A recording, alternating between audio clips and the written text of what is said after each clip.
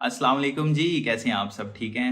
अच्छा, अगर आपने यूके, ऑस्ट्रेलिया, कनाडा और न्यूजीलैंड, अमेरिका तो बैंक स्टेटमेंट नहीं देखता ठीक है, लेकिन अगर आपने इन कंट्रीज़ जो 5 वाइज़ कंट्रीज़ हैं, इनका वीज़ा लेना चाहते हैं आप, तो आपको जो आज मैं बैंक स्टेटमेंट का प्रोसेस बताने लगा हूँ, इस पैटर्न को फॉलो करने के बाद इंशाल्लाह आप अपना वीज़ा जो है वो प्रोसेस करने के लिए एलिजिबल हो जाएँगे और उसके अंदर आपकी जो अप्रूवल के चांसेस हैं, वो मैक्सिमम हो जाएँगे।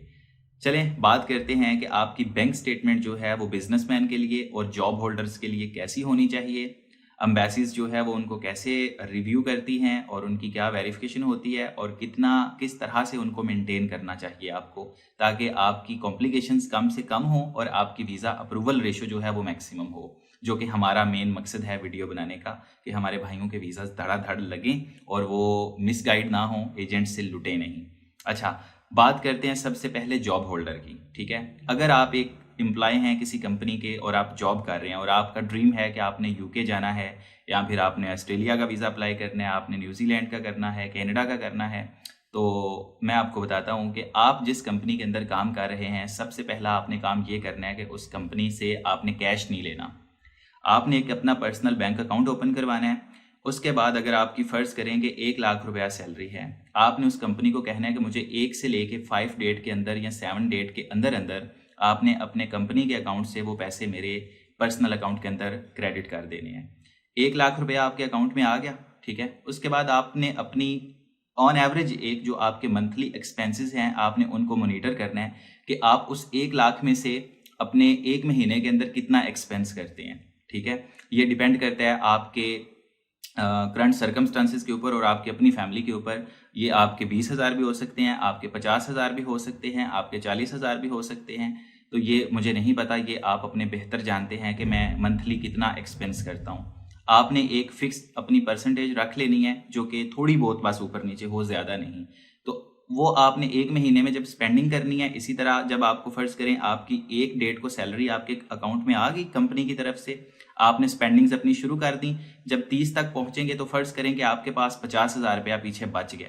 वो अब आपका अगले महीने का जो है वो आपका ओपनिंग बैलेंस हो जाएगा या वो कैरी फॉरवर्ड हो जाएगा। ठीक है, उसके बाद दूसरी सैलरी कंपनी आपको 1 लाख रुपया क्रेडिट करेगी। आपने अगेन यही पैटर्न करना है, 50,000 रुपया या 40,000 रुपया आपके स्पेंड हो जाएंगे। पीछे 50 या 60,000 जो है वो आपका 30 तक सेविंग्स में पड़ा रहेगा। अब 2 माह की आपकी जो सेविंग है वो तकरीबन 1 लाख रुपया बन गई है, 1,10,000 या 1 लाख रुपया। ठीक है, अब ये जो सेविंग है इसी तरह आगे बढ़ती चली जाएगी। जब ये तकरीबन आप 6 मंथ तक करेंगे तो आपके पास जो है वो एक वेल मेंटेन आपकी स्टेटमेंट रेडी हो जाएगी। इसी तरह अगर एक बिजनेसमैन पर्सन है, वो अपनी स्टेटमेंट को मेंटेन करना चाहता है, तो उसके लिए क्या तरीकाकार होगा। उसको ये चाहिए कि वो तो अपनी बिजनेस की जो ट्रांजैक्शंस है वो मैक्सिमम करे। ठीक है, अपना जितना भी लेन देन है वो अपने बिजनेस अकाउंट्स के थ्रू करे। उसके बाद अपने हर महीना जैसे एंड हो तो सेम अपनी कंपनी से एक प्रॉफिट रखे, जो कि उसकी कंपनी अकाउंट से उसके पर्सनल अकाउंट के अंदर आने चाहिए। और इसी तरह जो बाकी उसकी स्पेंडिंग्स और एक्सपेंसेस हैं, वो आपने जैसे एक आम जॉब एप्लीकेंट अपने एक्सपेंडिंग्स कर रहा है, बाकी वो भी आपने उसी तरह करना है। अब जब ये सारा तरीकाकार आप फॉलो करेंगे तो आपकी जो एक्सपेंसेस भी आप मॉनिटर कर रहे होंगे, उसके बाद आपकी सेविंग्स जो हैं वो भी ऐड होती चली जाएंगी। ठीक है, जब ये सारा प्रोसेस करने के बाद आपके 6 मंथ कंप्लीट होंगे तो आपके एक्सपेंसेस निकालने के बाद आपके पास एक अच्छी और जेन्युइन सेविंग्स, जिसे एम्बेसी कंसिडर करती है, वो पड़ी हुई होगी। अब जब ये सारी चीज़ें आप लेके अब यूके का वीज़ा अप्लाई करेंगे तो वहाँ पे वो पूछते हैं कि आपकी सेविंग्स क्या हैं। ठीक है, तब ये चीज़ आपको वहाँ पे काम आएगी, जो कि आपकी वीज़ा एप्लीकेशन के ऊपर इतना इंपॉर्टेंट और पॉजिटिव इम्पैक्ट डालेगी कि आपके चांसेस जो हैं वो हाई हो जाएंगे। फिर वो फॉर्म के अंदर ये भी पूछते हैं कि आप महीने का कितना खर्चा करते हैं, आपके मंथली एक्सपेंसेस क्या हैं। तो जब आप एक पैटर्न को फॉलो करेंगे जो मैं अभी आपको बता रहा हूँ, तो इसको फॉलो करने के बाद आप उस चीज़ को भी वहाँ पे जस्टिफाई करने के लिए एलिजिबल हो जाएंगे कि हाँ जी, मैं महीने के इतने स्पेंड करता हूँ। ठीक है, तो वो आपके 100% एक्यूरेट आएंगे, उनमें कोई 19-20 का भी फर्क नहीं होगा और एम्बेसी के पास कोई रीज़न नहीं होगा कि वो आपको इस बात के ऊपर वीज़ा रिफ्यूज़ करे कि जी आपके तो खर्चे बहुत ज़्यादा हैं। क्योंकि जो मैं चीज़ आपको बता रहा हूँ, जब आप इस चीज़ को फॉलो करेंगे तो ऑटोमेटिकली आपकी हर चीज़ जो है वो अच्छी हो जाएगी। अच्छा, उसके बाद आपने जो आपका कंपनी का जो टर्नओवर है वो आपने देखना है कि आप जितनी इनकम ले रहे हैं उसके हिसाब से कितना आ रहा है। ठीक है, जस्टिफाइएबल है भी या नहीं।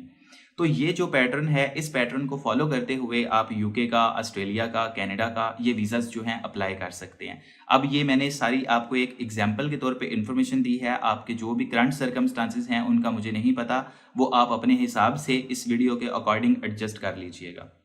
मेरी वीडियो बनाने का मकसद आपको ऑथेंटिक इन्फॉर्मेशन देना है, ताकि ये जो एजेंट्स आपको बात बताने के भी पैसे लेते हैं उनसे आप बच जाएं और आप अपने ड्रीम जो हैं वो पूरे करें फ्री ऑफ कॉस्ट। ठीक है, तो ओवरऑल ये इन्फॉर्मेशन थी।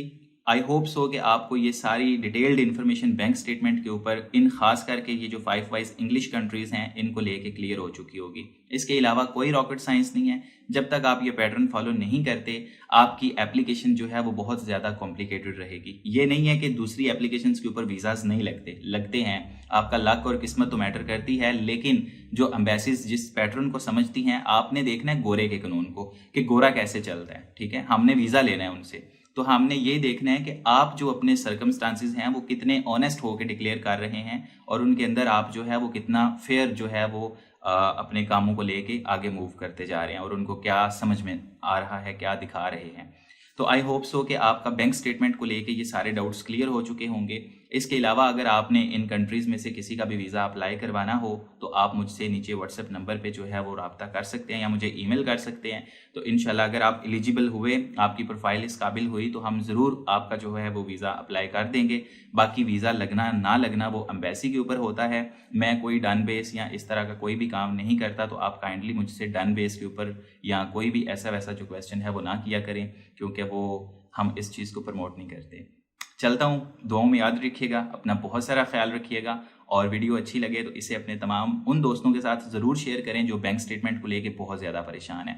अगर मैंने कोई चीज़ मिस कर दिया, वीडियो के अंदर नहीं बताई, तो नीचे कमेंट सेक्शन में अपनी मोहब्बत का और उस ख्याल का ज़रूर इजहार कीजिए, ताकि बाकी लोगों का भी भला हो सके जो चीज़ मैं वीडियो के अंदर एक्सप्लेन नहीं कर सकता। ठीक है, या नहीं कर सका। चलें, अपना ख्याल रखिएगा, चलता हूँ, दुआ में याद रखें। अल्लाह हाफिज़।